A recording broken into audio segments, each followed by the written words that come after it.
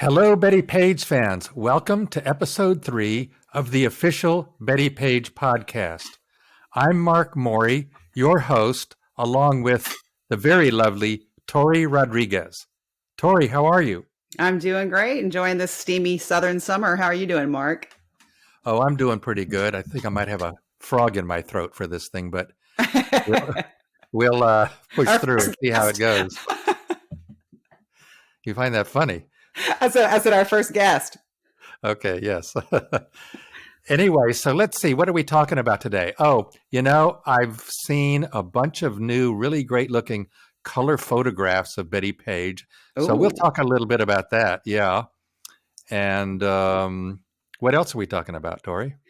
Well, I've been wanting to hear the full story about how you met Bettie. So I think the theme of our episode today is when Mark met Bettie. So I can't wait to hear all about that. Okay. Yeah, I'm happy to talk about not just when I met up with Bettie, but my relationship with her, how I knew her, and so forth. But there's one other thing we want to talk about, and that is your Instagram. When you posted the last episode 2, about Bailey Sarian and her misrepresentations of Bettie Page, your Instagram blew up. I mean, it was said it did. People were passionate. There was 120 comments on your Instagram about that episode. Wow. So we're gonna, and it requires us to go back and review some of those comments and bring people up to date on what's going on with our episode where we tried to correct the record and set the record straight with what Bailey Sarian was saying about Bettie Page. Yeah, we did get a lot of interesting responses. It kind of became a little bit of a Bettie fans versus Bailey fans. Yeah, it was a little bit in the comments there. Yep. Yeah, so we'll go over that. For sure. Okay, so let's see. You wanted to know about when I met Bettie, right? Yes. Well, it was in 1996. And I think I just said a little bit of this story in the first episode, but my great entertainment attorney in Los Angeles, Bob Darwell, was representing Bettie Page's attorney in trying to negotiate a deal with HBO about them doing a Bettie Page documentary. And I was having lunch with him. He's a really good friend of mine. And he showed me the book, Bettie Page, Life of a Pinup Legend, before it was published. I saw a pre-publication copy. And in fact... Oh, cool. We were able, I'll come back to this later, but we were able to film the release party of that book in New York. So we were moving pretty quickly. But anyway, wow. Yeah, he showed me the this thing, and I recognized Bettie Page's face. I thought she's very familiar. I didn't know what her name was. And so he said, well, I'm having a problem negotiating this deal with HBO. And so I said, well, I'd love to make this documentary about Bettie Page. And so he introduced me to her. And I actually, the first time I went to see Bettie, she was living way out in the outskirts of Los Angeles. I was in Brentwood, which is close to downtown, not close, but, in Los Angeles. She was way out on the outer skirts of Los Angeles. Yeah. And she was living in this house with some other people. And I came up there and started talking to her and came to find out that this was like a halfway house. She had been released from Patton State several years earlier and was living with several roommates in this house way out on the outer edges of Los Angeles. And so we quickly made a deal. I paid her some money. I actually paid her $10,000 to cooperate in my documentary exclusively. And she was pretty happy about that. So we started going out to lunch. I would take her to lunch. I'd brought her back into Los Angeles to lunch. And I was just trying to get to know her and find out, what her story was. So she still looked great. She still looked like Bettie Page. Her face was a little fuller. Her hair was turning gray, but she still had the bangs and unmistakably Bettie Page. I mean, I thought she looked gorgeous. I thought she looked great. And of course, she has this great Yeah. personality. And so we're having lunch and she's regaling me with these stories of bondage photo shoots and fetish photo shoots. And it's like your grandmother, telling you about bondage and fetish. And I thought, That's this so is crazy. funny. Yeah, it was really kind of wild. So she was just a lot of fun to be with, and I remember she was kind of a health nut. She was taking, I don't know, vitamins and supplements and stuff too. And Hmm. she had no problem about going out in public, but she didn't want to be, people didn't spontaneously recognize her because it was like 50 years later, right? But she was in her 70s at Right. this point, and but she didn't understand the public interest in her. She had no interest in, being recognized or being famous. In fact, she was the opposite. She just wanted to live her quiet life and not be bothered. And I thought, well, I think she looks so great. I'll just tell her that I'm going to get a Hollywood makeup person and a Hollywood hairstylist, and we'll fix her up really nice. So when I can interview her on camera for my film. Well, we went around about this for, I don't know, several years. Not that I was harassing her, but it just, That long. oh, I first, what happened was my entertainment attorney, Bob Darwell, he said, well, why don't you do some audio recordings with her just for research? Because you don't know how long she's going to be around. And I said, okay, that's a good idea. Right. So I did, at the time, I was married to a psychotherapist, and she had an office in Brentwood, and she had this very quiet office. So we went there to record this interview with Bettie. It lasted, I don't know, maybe 3 hours. I just asked Bettie every question I could think of, just thinking of it as research. And it was also during that time period that we went to New York and shot the book release party for Bettie Page, Life of a Pinup Legend, which you do see a little bit of that in the film. You see Todd Oldham and Oh, Shalom okay. Harlow. Though that was that, and Bettie comes on the phone in that party, and we have that in the film where she comes on the phone to everybody gathers around the phone, and the party gets all quiet, and Bettie talks about how much Yeah. and anyway, so that was a lot of fun, and that was really the very first shoot we did for Bettie Page Reveals All in 1996. Very cool. I didn't realize that was the event. Right. I Yeah. do remember that part from the The documentary, way but I didn't realize it was the release party. the way we edited the film, we edited a couple of different parties together, and it all seems like one party because there was also a party in Hollywood right after Bettie died called Bettie Page Heaven Bound. It was organized by Aw. Olivia and her husband Joel, and it was an art display about Bettie, a lot of Olivia's art and a lot of other things. That's what you see in the beginning, where there's the spanking machine and Dita Von Teese is Mhm. there. So that you see in the beginning Okay. of the film. So later at the end of the film, I think some of the parties are cut together into one party scene. So if I remember correctly, but so then we kept shooting stuff, and I kept, thinking, well, I'm going to do an interview with Bettie, and kept taking her to lunch. And, my brother was there, and I had Janet working with me. She took Bettie on a trip out to Catalina Island. And then in 1999, I still had not convinced Bettie to sit on camera for an interview. And then the Richard Foster book came out. And this is the first time it was Ah. made public that I forget what the name of that book was, but the first public statement that Bettie had been in the mental institution in Patton State. And of course, Bettie hadn't really wanted to talk about that. I didn't know, nobody knew, none of us really knew about it. I Right. mean, her family knew about it, but it wasn't public knowledge. So Mhm. once that was published, then I went Okay, so back you and didn't even know it. no, I didn't know it. I mean, I would have asked her about it if I'd have Okay. known it. So then she agreed to do another interview, and we Yeah. talked about that. I mean, that was another interview that went 2 or 3 hours, and I asked her everything I could think of again, including about her time in Patton State and, you know, the Mm-hmm. stabbing incidents and all that we talked about in the last episode, and the mental illness. And, you know, her number one, she was in for 10 years in Patton State Mental Hospital. Her biggest complaint was Yeah. she had to wear a brown uniform. You know, this is Bettie, she's on the Time magazine list of 100 people most influential on fashion. So she had to wear a brown, plain uniform. That was what upset her the most at Yeah. Patton State.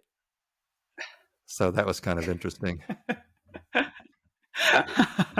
Did she seem pretty forthcoming about talking about those experiences? Oh yeah, she's forthcoming, and you get some of it in my film. And of course, I have the complete audio Mm-hmm. tapes. And as we go through these episodes, we'll play some of the fuller comments about Bettie. You know, they were edited down for the film. I mean, I did 6 Right. hours of interview with her. There's maybe 30 minutes of her talking in the film, or whatever it is. So Oh. there's plenty that she said that didn't end up in the film. It is, a lot of that audio is on the DVD. If anybody has the DVD, they can hear all that. But so we'll be playing at times parts of my interviews with Bettie, you know, on future podcasts. I can't wait to hear those clips. And I know a lot of some other people have commented too on like different posts about our podcast that they're hoping to hear some of that unreleased audio. So Right. you know, And we're all eager for it. And what happened was I saw a documentary called The Kid Stays in the Picture. And it was about Robert Evans, who had been the head of Paramount Studios, a really colorful guy. It was a great documentary, but he's never on camera, but he's talking about his whole life story. So I realized, okay, I can do this film without doing an on-camera interview with Bettie. And I had all those hours of audio tape.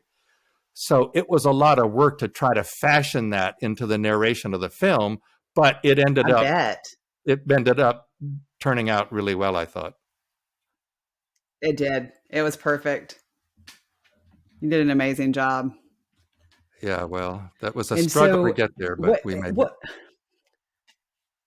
What I'm curious about, like, what, if you recall, like, what were some of the things that she would say when you would try to, you know, persuade gently for her to be on camera? Well, I actually didn't try to do that much persuasion. I mean, she didn't care. I mean, she just was not, you know, a lot of people really like the idea of being famous or being known, or, you know, she was completely the opposite of that. She just wasn't interested, just did. And she said she wanted to preserve her image from the 50s. She wanted to be remembered that way. And I think also I got the idea that she didn't really, I mean, think about how gorgeous Bettie Page is in those photographs.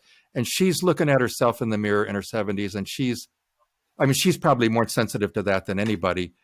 She just didn't want to be, right, having been so gorgeous and photographed, and, you know, she just didn't want to appear as an older woman.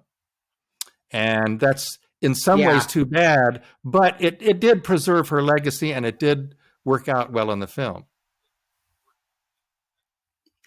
Yeah, I agree. I think it's a really interesting thing. I think about that sometimes. I'm like, was it overall, like, was it a good idea or a bad idea for her to kind of preserve her image, you know, have it limited to the 50s? I think, and we can get into this in a little while when we get to the topic of the mental illness and the Bailey Sarian thing again. But that's one of the things I've wondered is, you know, when people judge Bettie, they're sort of judging young Bettie. You know, they're not thinking this was an elderly woman herself who was, you know, involved in these incidents during her, you know, mental health, you know, her psychoses. And it's interesting because people, when you think of Bettie, you think of young Bettie, you know, for that reason. Yep. Well, and I moved to New York in about 2001, so I had less contact with Bettie because she was you know, in Los Angeles and I was in New York. But I did see her about a week before she passed away.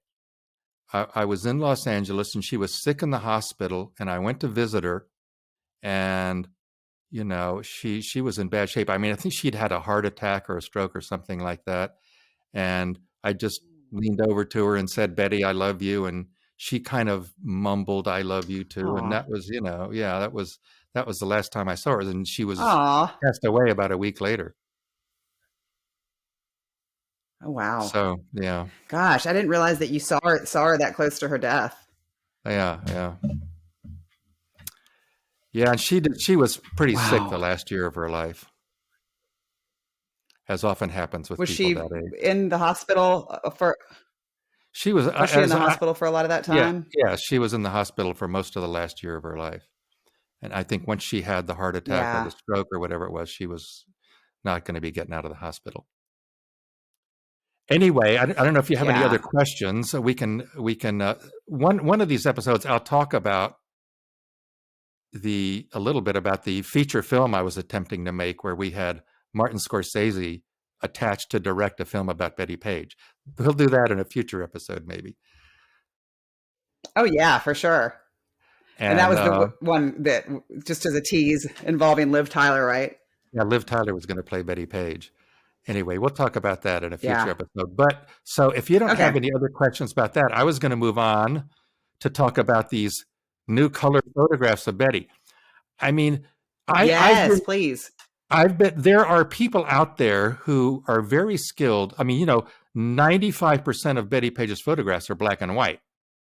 There are a few really great color Right. photographs, and there are people out there who are good at colorizing these black and white photographs, retouching them or whatever they do to make them color. Well, a lot of Mm-hmm. them have started appearing recently, and I just the color is just great, and it just jumps out at you. And it's like seeing Bettie Page in a whole new light again.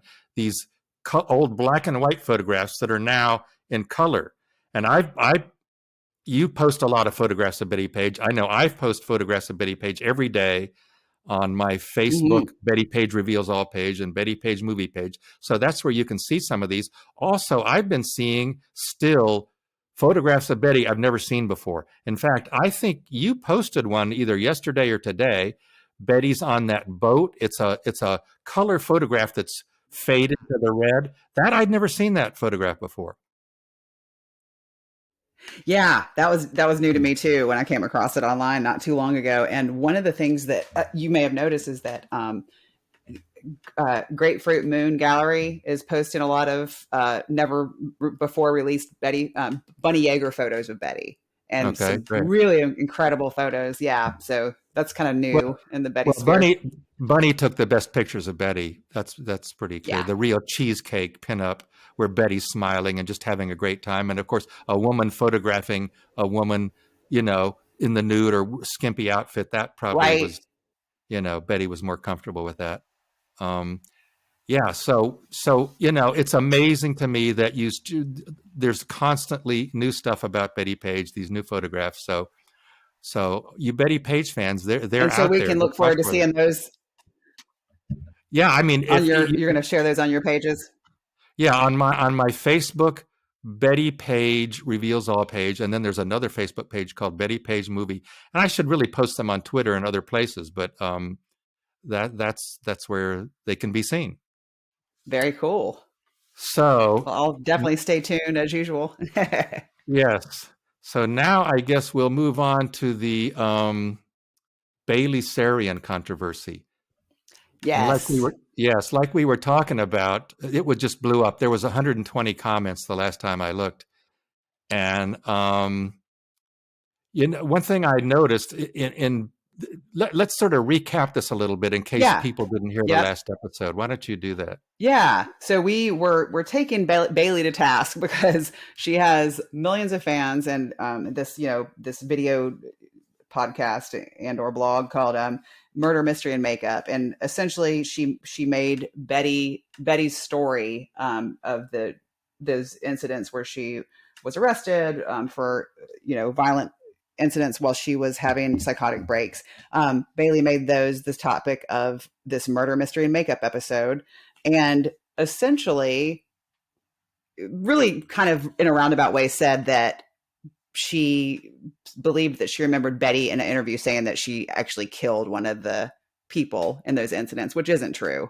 And so she's kind of started this rumor that Betty murdered someone.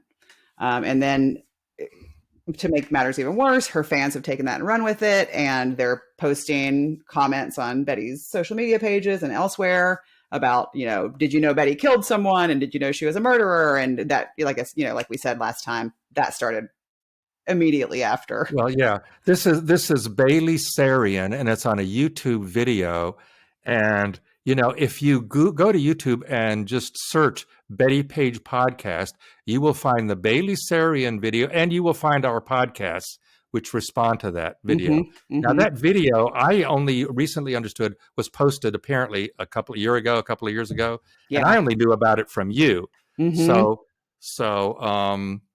But it's now, I guess, the controversy is arising anew because we're pointing this out to people. And I just thought we should go over some of the comments. Well, for one thing, Bailey poses the question, and the headline of her thing says, Bettie Page, a killer, ? Well, the answer is no. Right. But Bailey never says no. She's saying, well, she thinks she did. She heard she did. Maybe she did. Mm-hmm. Now, some of the comments were people have been pointing out to Bailey that this is not correct and she needs to correct it. And Bailey has never responded. So people apparently have posted this on Bailey's blog. And there was plenty of support for Betty and her true story and what we were trying to do. And some of Betty, and what I read, some of Bailey's fans were unfollowing her because of this. Yeah. There were several of those. And one of the things you were saying is there were sort of several categories that these comments fell into. Right. Yeah. They're like, one of them was the one that I think got me the most and kind of made me worry for the way people think, was the one that was like something along the lines of, well, maybe she didn't murder someone, but she did, stab people. So what's the big deal to say that she murdered someone? It's like, well, that's a very different thing, isn't it now?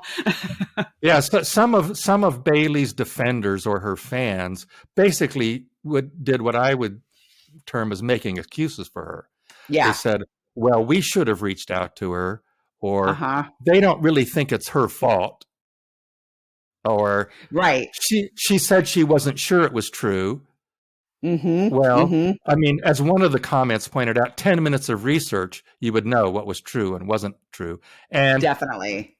And one of the things that troubled me about some of Bailey's fans and defenders is, I mean, facts and truth matter, right? I mean, facts matter, truth matters, but some of these fans of hers seem to be saying, well, no. See, that's another problem I have with Bailey Sarian. Not only was she misrepresenting what happened to Bettie Page, and she was perpetuating a negative view of people with mental illness, but then she's also perpetuating this idea that truth and facts don't matter, that, you can just sort of state opinions and say things like this, and if you have a platform, it's all okay, and that bothered me. She was, I mean, and that's why I keep sort of referring to like her approach as just, she was so sloppy and messy, and it was clear that to me, it seemed like she was doing that on purpose, like really just trying to like sort of create this almost like an illusion. Like, well, I'm not sure, but yeah, I think I did. And then I read this, and then, I could swear that this happened. And, but clearly she was effective because whether she meant to or not, her fans in droves are saying Bettie Page is a killer. Bettie Page murdered someone, know, and that's damaging. Well, and even those who realize that what Bailey said was not true, they said things like, well, she didn't mean any harm. They don't believe she was being malicious. Well, she may not realize she's doing harm. She may not be in her intent malicious, but it is harmful. It is harmful to cast aspersions on mental illness, to I agree talk completely about mental illness in the way that she did. And it's harmful to play loose with the facts and the truth. I mean, if truth and facts don't matter, we're in bad shape. And I mean, we are in bad shape in this country in other ways, but because of lack of truth and facts and mainstream media and that kind of stuff. But absolutely. You know, I mean, yeah. So it's just crazy. It's an important issue, right? And go ahead. I was just going to say, it's interesting because like around, in research and kind of looking things up for, in preparation for that, the last episode, I came across this column on the New York Times, a tech column. I think it's actually called On Tech. And it's a writer, I hope I'm pronouncing her name correctly, but it's like I think it's Shira Ovide. And it actually, the whole topic of this particular post or column was about powerful people spreading misinformation and how truly damaging that is, and how they do have such a huge responsibility to make sure that they use their words very wisely, even more of a responsibility than just the average person, obviously. Right. And just a really quick excerpt from that column. She goes, she says, "We know that false information spreads online like the world's worst game of telephone." And that's exactly what happened with this situation. I mean, somebody, even one of the comments was even like, they cobbled together like several of the incidents that Bettie had and some other stuff that didn't happen. And it was like, oh my God, that's what this is like warped into now since this false rumor was started. Right. Well, and one person's comment was, well, these were only allegations that Bailey was making. Well, and her title of her thing's a mystery. Well, there's no mystery. Bettie, exactly. It's known what Bettie did, and repeating allegations that are not true or easily determined to be not true, that's just right. not cool. And I'm not saying Bailey Sarian is the enemy. I mean, because she pales in comparison. She pales in comparison to the mainstream media and the lies that they tell. But it's like they've set an example that Bailey's following, and that's not great either.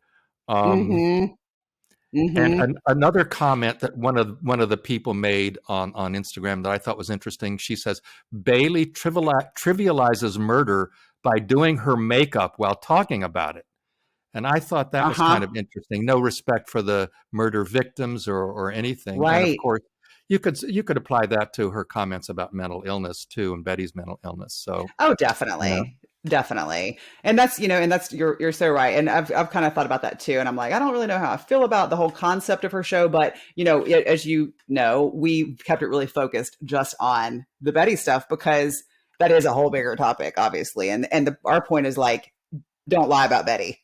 I mean, seriously, like it's not cool. Right. And like you said, facts matter. It's dangerous, but not only because it's untrue, but also because of the bigger implications for mental illness. And I'm thinking of all kinds of stuff, big things that are happening now, like, this whole Britney Spears thing. And there's a lot of articles now about how mental illness is talked about a lot differently now than it was when Britney was going through her stuff when she was younger.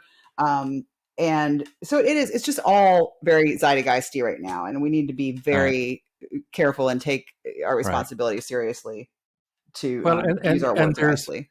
There's millions of fans around the world that love Bettie Page and love her for who she is. And, that's we're standing up for that, I guess you could say. Yeah, absolutely. And also for the people who, a lot of those Bettie fans, I'm sure, a good portion of them, just like the general population, struggle with mental illness or have struggled with mental illness. And same for Bailey's, millions of fans. So it's really a disservice to them as well. Yeah.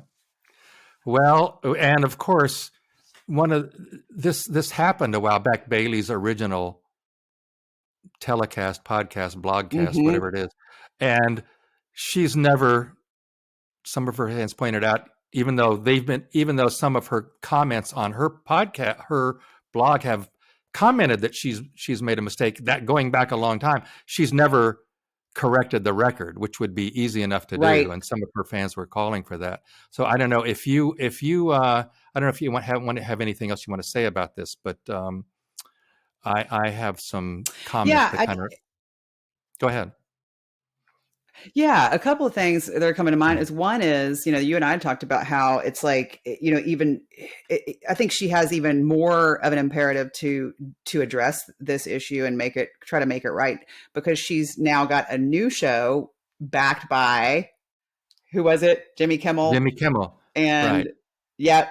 And it's actually, her new show is supposed to be like a history show. So it's like, it's very important that she, get her facts straight. Right. So we're wondering if Jimmy Kimmel and his company that she now works for knows that someone who's doing a purported history show is so fast and loose with the facts. Right. That's my question to Jimmy Kimmel. Well, yeah, because it really obviously just completely, destroys her credibility, since she hasn't addressed it. Right. Tried to correct it. And I'll just address the Bettie fans and maybe some of the Bailey Sarian fans who might agree with us on this issue. We're going to post the link to in the podcast description to our previous podcast, and I think we should post the link to the Bailey Sarian podcast and urge people to go in and comment, set the record straight. Yeah, and we set the record straight. Right, and of course, yep, and like you said last time, we're not, we're not trying to attack Bailey. It's not like we're not trying to do this takedown or anything. It's truly just we just want her to be responsible and help, and be held accountable for her mistake. I think in a larger, in a bigger sense, I think, as we move hopefully away from like cancel culture, so to speak, even though that's overhyped a lot of times, but I think, maybe accountability culture where we can, just ask somebody to do the right thing and make amends and move on in good faith that they won't do it again. Right. And it's an open invitation for Bailey to join us on our podcast. Definitely. So, okay, great. So, did you have any other thoughts about that? No, I think we're close to wrapping it up here. All right. Covered a lot of ground there. Yes, another podcast. Yeah, and so we are now, we're super official now, right? Because we're on pretty much like or maybe not all of them, but most of the podcast apps, in addition to our Podbean. Yes. So when you listen to this, go to your favorite podcast app or YouTube or wherever you listen to it, just click subscribe or follow so you can be sure to be notified of the future podcasts. And we'll be doing more and more podcasts in the future on a wide variety of subjects. Also, leave comments about things you'd like to hear about in the podcast. Yeah, we would love to have your questions and comments and all that good stuff. And then, of course, you can find us on our social media sites, which, Mark, as he mentioned, is Bettie Page Reveals All. And then Bettie Page Movie is another Facebook page. Right. And then you're on Instagram too. I'm on Instagram, but I need to work on that one. But I'm on, we're on YouTube. And also there's a Bettie Page Reveals All on Twitter, and I'm cranking that back up too. Awesome. And then I'm a Bettie Page Fitness on Instagram and Facebook. And then I also manage Bettie's main pages, Bettie Page, on Facebook, Instagram, and Twitter. So you can check those out. Wanted to mention a couple of fans real quick, since we're trying to incorporate that into some of our episodes. Today I wanted to mention Steve, and he's his handle is House of Bettie on Instagram. He's a Bettie Page collector. He's, really racked up an amazing collection in a short time. And so definitely check him out. We appreciate his support. And then Larissa, who is Murder Queen and also Larissa's Pinup Art on Instagram. She's amazing. She did the art, the Bettie inspired art for the anniversary edition of my Bettie Page Fitness DVD last year. And we appreciate her support as well, and all the cool Bettie work she does. Yes, and Bettie fans, like we said, just get in touch with us and let us know what's going on, what you're up to. Yep, we clearly love to talk about Bettie, so that's always an open invitation. Yeah, and we'll be having special guests, people who knew Bettie or are well known in the Bettie universe on future podcasts also. Definitely. We're finally getting a little bit more savvy with our with our productions Right. here. So we'll be ready for guests really soon. All right. Sounds good. Well, it was fun again, Tori. It sure was. Always is. All Thanks right. so much. All right. Next time. Talk to you later. All right. Bye.